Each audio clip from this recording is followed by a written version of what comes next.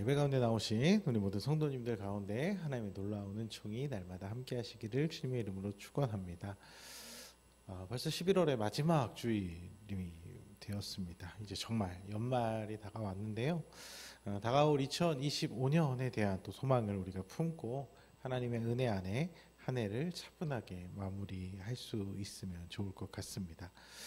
지난 주일에는 우리가 감사 주일로 같이 함께 하나님 앞에 예배를 드렸는데요. 풍성한 감사의 고백들을 담아서 특별히 우리 스스로의 고백을 통해서 하나님께 감사의 제목들을 올려드릴 수 있는 그런 귀한 은혜의 시간이었는데요. 앞으로도 그렇게 우리가 함께 예배를 섬길 수 있는 기회들이 많이 있었으면 좋을 것 같습니다. 오늘 예배 가운데도 어떤 다른 누군가의 고백이 아닌 우리 스스로의 고백으로 하나님과 소통하는 그런 귀한 예배의 시간이 되길 소망합니다. 오늘은 다시 로마서로 돌아와서 10장의 말씀을 함께 살펴보도록 하겠습니다. 바울은 계속해서 믿음으로 얻는 구원에 대해서 이야기를 하고 있는데요. 먼저 하나님의 약속을 받았던 이스라엘 백성들이었지만 그들이 하나님의 뜻을 제대로 이해하지 못하고 율법의 행위에 갇혀버림으로 말미암아 온전한 믿음을 이루지 못했다는 것이죠. 구약에서 약속하신 그 메시아, 그 구원자가 바로 예수님이신데 유대인들 중에 상당수는 이것을 받아들이지 못했고 또 예수님을 믿는다고 하는 사람들 중에서도 여전히 그 율법의 틀을 벗어나지 못해서 복음을 제대로 이해하지 못하고 있는 그런 상황이 초대교회 안에 있었던 것입니다.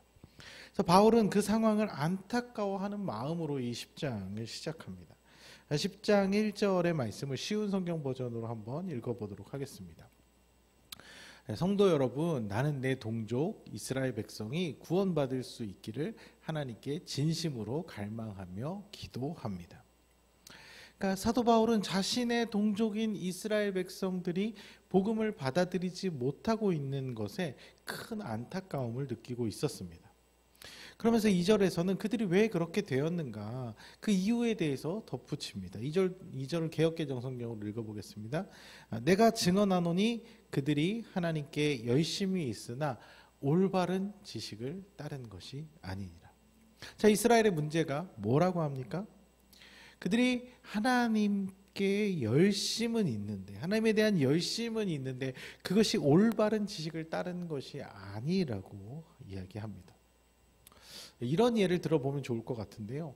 엄청 인기가 많은 연예인들, 아이돌들이나 배우들 같은 경우에 많은 팬들이 따라다니는 것을 볼 수 있습니다. 그들이 왜 그렇게 따라다닙니까? 좋으니까 따라다니죠. 좋으니까 그렇죠. 너무 좋으니까 조금이라도 가까이서 보려고 한 번이라도 더 자주 보고 싶어서 열심히 따라다닙니다. 그런데 이것도 너무 지나치면 문제가 될 수 있다는 것입니다. 잘못된 팬심이라고 하죠.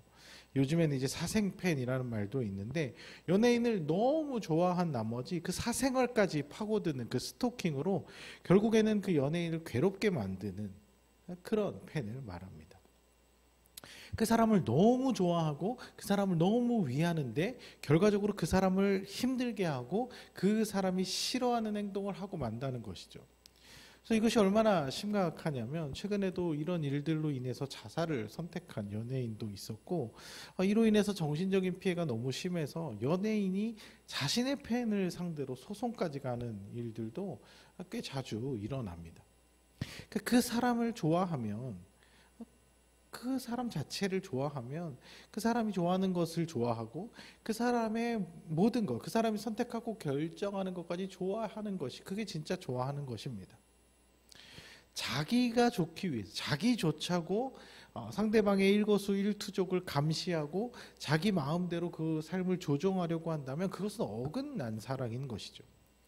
그런 사랑을 열심히 하는 것은 결국엔 그 사람을 괴롭게 하는 일이 될 수 있다는 것입니다. 모두 다 자기 만족을 위한 일이 되어버린다는 것이죠. 이스라엘의 문제가 이런 것이었습니다. 하나님을 향한 열심은 있었지만 하나님이 원하시는 바, 하나님이 기뻐하시고 하나님 좋아하시는 바를 찾아서 제대로 알고 그것을 행해야 되는데 그냥 자기들이 하고 싶은 대로 한 일을 그것뿐이었다는 것입니다.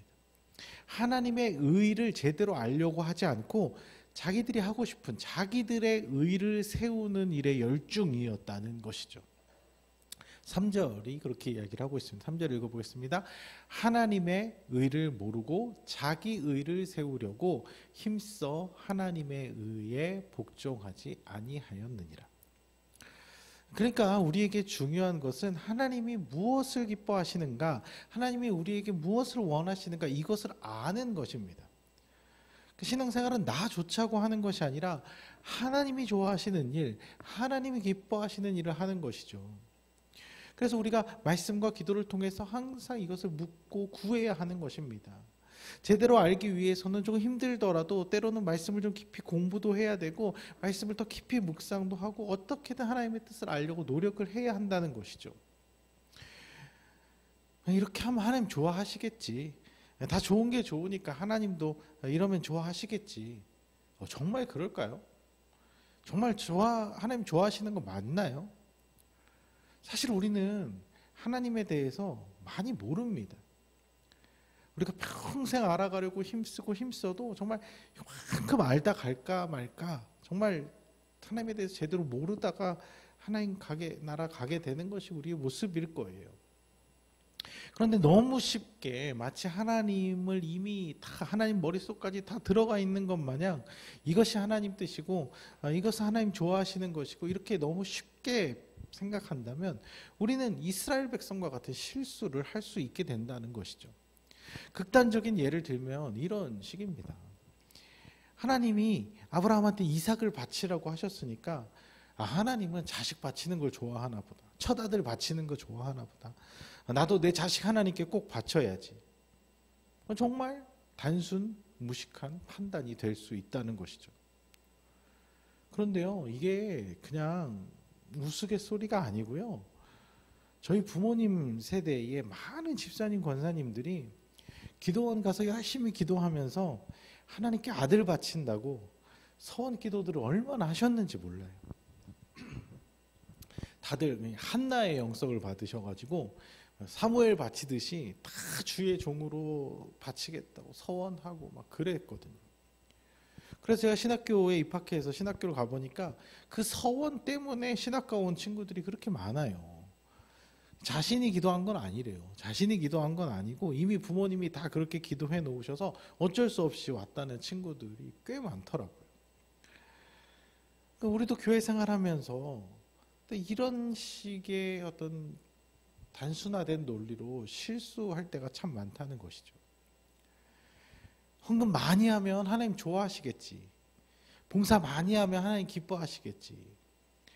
내가 노래를 좀 잘하니까 성탄절에 앞에 나가서 사람들 앞에 나가서 멋있게 노래하면 사람들도 좋아해주고 하나님도 기뻐하시겠지. 물론 좋아하실 수도 있겠죠. 그런데 적어도 제가 믿고 있는 하나님은 그런 행위만 가지고 좋아하실 분은 아니라는 것입니다. 하나님이 돈이 없으십니까? 하나님이 능력이 없으십니까?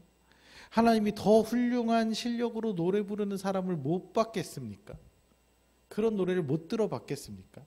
하나님은 사실 그 어떤 행위 자체를 기뻐하신다기보다 그 행위 자체 안에 있는 그 진심, 그 중심, 하나님께 이 귀한 헌금을 왜 드리고 싶은지, 정말 먹고 살기 힘든 이 정말 형편도 어려운 그런 상황 가운데서 그럼에도 불구하고 하나님께 뭔가라도 드리고 싶은 그 사람만의 그 삶 속에 묻어있는 그 사연, 그 스토리, 그 진심, 그것이 동반되지 않은 것이라면, 혹시 그런 마음이 아니라 다른 어떤 의도를 품고 드리는 헌금이라면 하나님 정말 기뻐하실까요?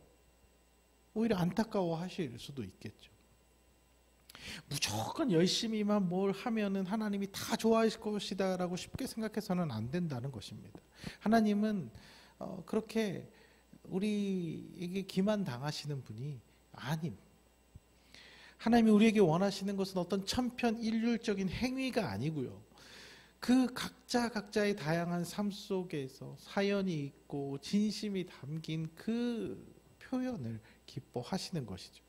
그리고 그 표현이라는 것도 하나님과의 깊은 인격적인 관계 속에서 자연스럽게 나오는 고백들을 바탕으로 해야지, 뭐 그런 것이 없이 그냥 무조건 열심을 내는 것은 때로는 하나님을 너무 부담스럽게, 때로는 너무 안타깝게, 더 나아가서는 하나님을 괴롭게 하는 일이 될 수도 있다는 것입니다. 그래서 우리는 늘 말씀과 기도를 통해서 하나님과 소통하면서 하나님이 그때그때 우리에게 원하시는 바가 무엇인지, 하나님이 그런 상황 속에서 내 어떤 선택을 더 기뻐하시는지 날마다 고민하고 또 묻고 구해야 한다는 것이죠. 그래서 내 의를 세워나가는 것이 아니라 하나님의 의를 세워나갈 수 있어야 한다는 것입니다. 바울이 안타까워한 모습이 바로 이런 모습이에요. 하나님을 향한 열심이 그렇게 뛰어났는데도 결국 하나님의 아들을 알아보지 못하는 대참사가 일어난 것이죠.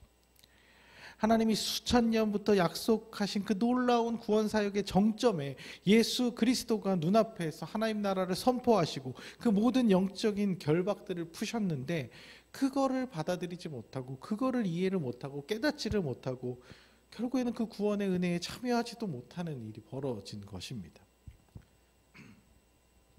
사실 이스라엘은 하나님의 구원 역사를 이뤄갈 그 통로의 역할을 할 기회를 부여받았습니다. 그래서 이스라엘 민족을 통해 정말 온 민족과 열방 가운데 하나님을 소개하고 하나님을 알릴 수도 있었습니다. 그런데 그들은 통로이기는 했지만 불편한 통로, 꽉 막힌 통로, 그래서 구원과 복음과 은혜를 어쩌면 가로막는 장애물이 되어버리고 말았다는 것이죠. 그런데 그렇다고 해서 하나님께서 이스라엘 백성 때문에 하나님의 그 놀라운 계획을 이루지 못하실까요? 그건 아니죠. 하나님께서는 이스라엘 백성을 기다리셨지만 이제 더 이상 기다릴 수 없었습니다. 이스라엘 백성들 때문에 이 모든 구원 계획을 망칠 수는 없는 것이죠. 그래서 하나님께서는 원래 그분의 계획대로 이 놀라운 구원의 역사를 예수님을 통해서 모든 민족과 열방을 향해서 열어놓으셨습니다. 그래서 이제 누구든지 주의 이름을 부르는 자는 구원을 받을 수 있는 그 은혜의 길을 열어놓으신 것이죠. 13절이 그것을 이야기합니다. 13절 읽어보겠습니다. 누구든지 주의 이름을 부르는 자는 구원을 받으리라. 여기서 주의 이름을 부른다 보다는 사실 누구든지가 더 중요한 초점이 맞춰져 있는 그런 표현입니다. 왜냐하면 주의 이름을 부른다는 것이 단순히 주여 주여 이걸 부르는 그런 의미는 아니지 않겠습니까? 예수님이 이미 제자들에게 말씀하셨잖아요. 마태복음 7장 21절에 또 보면 나더러 주여 주여 하는 자마다 다 천국에 들어갈 것이 아니라 다만 하늘에 계신 내 아버지의 뜻대로 행하는 자라에 들어간다고 분명히 이야기하지 않았습니까?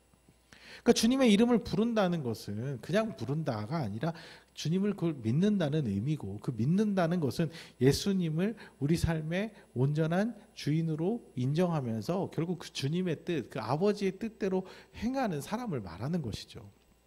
그러니까 중요한 것은 이것이 누구에게나 적용된다는 것입니다. 하나님을 믿는 것에는 차별이 없다는 것입니다. 다른 어떤 조건이 따라오지 않는다는 것입니다. 유대인은 되고 헬라인은 안 되고 이런 것이 없다는 것이죠. 부자는 되고 가난한 사람은 안 되고 배운 사람은 되고 못 배운 사람은 안 되고 누구는 되고 누구는 안 되고 이런 차별이 전혀 없다는 것입니다. 12절도 읽어보겠습니다. 유대인이나 헬라인이나 차별이 없습니다. 한 분이신 주께서 모든 사람의 주가 되사 그를 부르는 모든 사람에게 부유하시도다. 그러니까 우리가 생각할 때 우리 어줍지 않은 이 생각으로 그래도 이런 사람은 좀 어렵지 않을까라고 생각할 수 있는데, 그 구원의 기회, 그 가능성은 차별이 없다는 것입니다. 모두에게 믿을 수 있는 기회는 다 열려 있다는 것입니다. 애초부터 안 되는 사람, 입구부터 차단당하는 그런 일은 없다는 것이죠. 기회는 완전히 공평합니다. 문제는 그 사람이 이런 사람이냐 저런 사람이냐 이것이 아니라 그 믿음이 진짜냐 아니냐, 그게 핵심인 것이죠. 하나님 보시기에 정말 그게 진짜 믿음이 맞다면 누구라도 어떤 사람이라도 다 가능하다는 것입니다. 그러니까 이제 뭐 유대인이냐 아니냐 이런 거에 사실은 초점을 맞출 필요가 없습니다. 제대로 된 믿음이냐 아니냐 거기에 초점을 맞춰야죠. 이스라엘 백성들에게는 다른 어떤 민족들보다도 먼저 이 하나님의 약속, 복음이 전해지지 않았습니까? 그런데 안타깝게도 그들이 진짜 그 약속을 믿었는지 안 믿었는지 실제로 역사적인 상황을 보니까 안타깝게도 진짜 믿음이 그리 많지는 않았던 것 같습니다. 사실 이제 구약 당시에는 이방 백성들 같은 경우에는 하나님에 대해서 알 방법이 거의 없다 보니까 하나님의 의가 뭔지도 몰랐고 하나님의 의를 따라 사는 것이 어떤 것인지를 알 수가 없었습니다. 근데 이스라엘 백성들은 그게 아니잖아요. 율법을 통해서 그 하나님의 뜻이 무엇인지를 그들은 더 알려고 노력을 하고 그 하나님의 율법을 주신 그 의도와 의미를 찾아서 바르게 그 하나님의 의를 따라 살았어야 하는데 그렇게 살지 않고 자기들의 생각대로 자기의 의를 쌓았다는 것이죠. 그래서 그 안에서 진실하게 믿음을 따라 산 사람들도 있었던 반면 율법을 표면적으로만 내세울 뿐 어떤 결국 자기 욕심과 욕망을 따라서 자기 멋대로 산 사람들이 참 많았다는 것이죠. 이것은 사실 지금 이 시대에도 똑같이 적용될 수 있는 것입니다. 유대인들에게 율법이 있었던 것처럼 교회 다니는 사람들에게 이 성경 말씀이 있고 성경 말씀 매주 듣고 교회 안에 속해 있으니까 그럼 이제 교회 안에 있는 사람들은 교회 안 다니는 그런 사람들보다 꽤나 하나님의 뜻을 제대로 따르고 그런 삶을 살고 있어야 하는 게 맞는데 과연 그러냐는 것이죠. 과연 거룩하고 정결한 하나님의 의를 따라 세상의 빛과 소금의 역할들을 잘 감당하며 살고 있냐는 것이죠. 물론 그런 분들도 있습니다. 전혀 없지는 않습니다. 항상 이렇게 교회에 대해서 문제를 제기하면 아니 좋은 사람들도 있어. 저 열심히 하고 있는 사람들도 있어. 이렇게 반응할 수 있는데 사실은 그 정도가 돼서는 안 된다는 거예요. 없지 않은 정도가 되는 것이 아니라 그리스도인들 대부분이 그렇게 살아야 하는 것이 원래는 더 맞는 이야기라는 것이죠. 이스라엘 백성이라고 다 믿음대로 산 것이 아니었던 것처럼 안타깝게도 교회를 다닌다고 해서 다 믿음대로 살지 않는 모습이 더 많다는 것이죠. 교회에서만 보면 다들 거룩하게 살 사람들처럼 보이는데 실생활에서는 하나님과 담을 쌓고 그냥 자기 하고 싶은 대로 할 것 다 하면서 사는 사람들이 너무나 많다는 것입니다. 물론 우리가 쉽게 판단할 일은 아닙니다. 하나님 보시기에 그 믿음이 그 삶이 진짜 믿음인지 아닌지는 우리가 판단하는 것이 아니라 하나님만 아시는 것이죠. 지금 이 이야기를 하는 것은 남의 신앙 지금 판단하자는 것이 아니라 우리 스스로를 좀 돌아보자는 것입니다. 우리는 너무 우리 스스로를 쉽게 의인으로 여겨서는 안 된다는 것입니다. 결과는 끝까지 가봐야 아는 것이에요. 학교 다닐 때 시험을 보면 이제 끝나자마자 이렇게 채점을 해보잖아요. 가채점이라고 하는데 이제 가채점을 하다 보면 가끔 공부 잘하는 애들 사이에서도 답이 이렇게 갈리는 문제들이 있어요. 누구는 1번이 맞다, 누구는 3번이 맞다. 근데 다 그 둘 비등비등하게 다. 근데 또 1, 2등 막 공부 제일 잘하는 애들 둘이서도 이게 답이 갈리는 거예요. 그런 상황에서는 누가 맞다, 누가 틀리다 이거 아무리 우겨봐야 사실 소용이 없습니다. 답은 문제를 낸 선생님만 아시죠. 그것처럼 우리의 믿음의 모든 판단 기준은 오직 하나님 한 분밖에 없습니다. 그래서 우리의 할 일은 너무나 분명하고 명확하다는 것이죠. 우리가 이 믿음대로 살기 위해서는 늘 하나님께 물으면서 살아야 합니다. 하나님 뭘 기뻐하시는지 하나님께 판단받아야 하는 것이죠. 하나님이 어떤 것을 좋아하시는지 하나님께 묻고 구해야 한다는 것이죠. 공부 잘하는 애들의 특징은 뭐예요? 선생님과 친하다는 것입니다. 자주 선생님께 묻고 질문하고 더 알고 싶어 한다는 것이죠. 내가 하고 싶은 대로 하나님을 섬기는 것이 아니라 그러면서 내가 맞다고 우기는 것이 아니라 하나님이 기뻐하시는 방법을 하나라도 더 많이 알아내서 그 방법대로 실천하고 그 방법대로 살아가려고 힘쓰는 것이죠.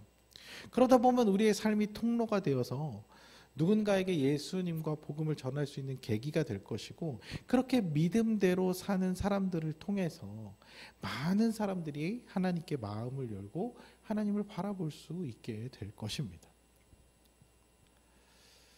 그 통로의 역할이 참 중요합니다. 14절과 15절을 읽어보겠습니다. 그런즉 그들이 믿지 아니하는 이를 어찌 부르리요? 듣지도 못한 이를 어찌 믿으리요? 전파하는 자가 없이 어찌 들으리요? 보내심을 받지 아니하였으면 어찌 전파하리요? 기록된 바 아름답도다 좋은 소식을 전하는 자들의 발이여 함과 같으니라. 그러니까 누군가가 주님을 믿고 그의 이름을 부르기 위해서는 그 사람에게 예수님과 복음을 전해주는 사람이 있어야 하잖아요. 그래서 전파하는 것이 정말 중요한 일인데, 우리는 이 전파한다는 것을 그냥 알려주는 거, 소개해주는 거, 전도지 돌리고 그냥 교회에 알려주는 뭐 이 정도로 생각하고 말았다는 것이죠.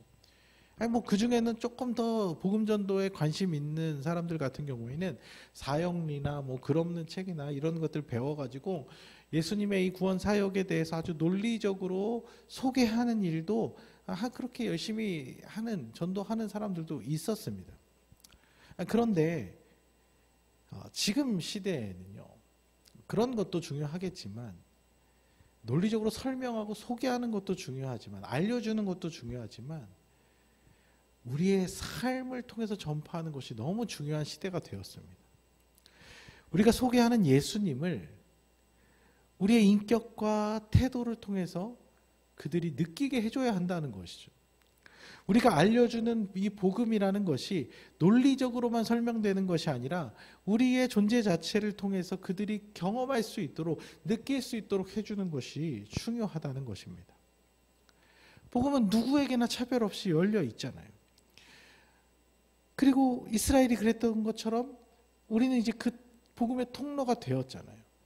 그래서 우리는 이스라엘 백성들이 했던 실수, 이스라엘 백성들이 이 복음의 통로가 아니라 복음의 장애물이 되는 이 실수를 우리가 하지 않도록 힘써야 한다는 것이죠. 우리가 교회 생활을 열심히 한다고 막 하는데 우리의 삶이 여전히 이기적이고 자기중심적이라면 하나님의 의가 아니라 어쩌면 자기 의를 쌓고 있는 중일지도 몰라요. 그러면 그 통로가 장애물이 되어버리는 이스라엘과 같은 현상이 나타날 수 있다는 것이죠. 우리가 얼마나 오래 교회를 다녔는지 우리 주변에 있는 사람들 다 알잖아요. 우리가 신앙생활에 얼마나 많은 시간을 그동안 투자했었는지 내 가족들, 내 지인들 충분히 다 알고 있잖아요. 그런데 우리 삶이, 우리 삶 속에 정말 예수님의 사랑이, 겸손이, 희생이, 낮아짐이 나타나고 있지 않다면 어쩌면 우리의 그 모습 때문에 그들의 마음이 닫혔는지도 모르겠다는 것입니다. 지금 이스라엘을 뭐라 할 것이 아니라 우리가 문제라는, 우리를 봐야 된다는 것이죠. 뭐 그렇다고 이제 와서 우리가 교회를 그만 다닐 것도 아니고, 이제 우리는 그래도 앞으로 계속 하나님 따르면서 믿음대로 살 것인데, 그러면 이제라도 내 삶을 돌아보면서 내가 혹시나 장애물이 되고 있는 것은 아닌지, 복음에 정말 선한 통로가 되고 있는지 우리 스스로를 늘 점검하고 우리 스스로를 변화시키려고 노력해야 한다는 것이죠. 이제라도 늦지 않았어요. 늦었다고 생각할 때가 가장 빠르다고 하지 않습니까? 더 이상 미루는 것은 정말 어리석은 일입니다. 우리가 매일 말씀과 기도를 통해서 하나님이 좋아하시는 일이 무엇인지, 하나님 기뻐하시는 일이 무엇인지를 늘 궁금해하고 물어보고 찾으려고 힘을 써봅시다. 그래서 작은 것이라도 예배를 통해서나 말씀을 통해서나 큐티를 통해서나 하나님께 조금 그런 것을 알게 해주셨다면 그거 하나 붙잡고 머리로만 알지 말고 그렇게 살아보려고 힘씁시다. 그냥 살아온 대로 사는 것이, 믿어온 대로 믿는 것이 편하게 느껴질지 모르지만 사실 우리가 그렇게 그냥 안일하게 생각하다가 우리 스스로도 실수하고 넘어지고 그랬던 거 아닙니까? 이제라도 작은 것 하나라도 그냥 하나님 다 이렇게 하면 다 좋아하시겠지. 하나님 다 그냥 하나님 우리 사랑하시니까 다 이해하시겠지. 뭐 이런 것이 아니라 정말 작은 것 하나라도 내 의가 아닌 하나님의 의를 우리가 찾아서 쌓아 나갈 수 있는 그런 우리의 삶이 되기를 소망합니다. 그런 삶을 살고자 힘쓸 때 우리를 통해 우리가 만나는 모든 사람들에게 복음을 전해줄 수 있는 아름다운 발걸음, 아름다운 삶이 될 수 있을 것입니다. 이스라엘의 실패를 본보기 삼아 이제라도 하나님이 그 기뻐하시는 뜻을 찾아 살아가는 그렇게 우리의 삶을 변화시켜 나가시는 우리 모든 성도님들의 삶이 되시기를 주님의 이름으로 축복합니다.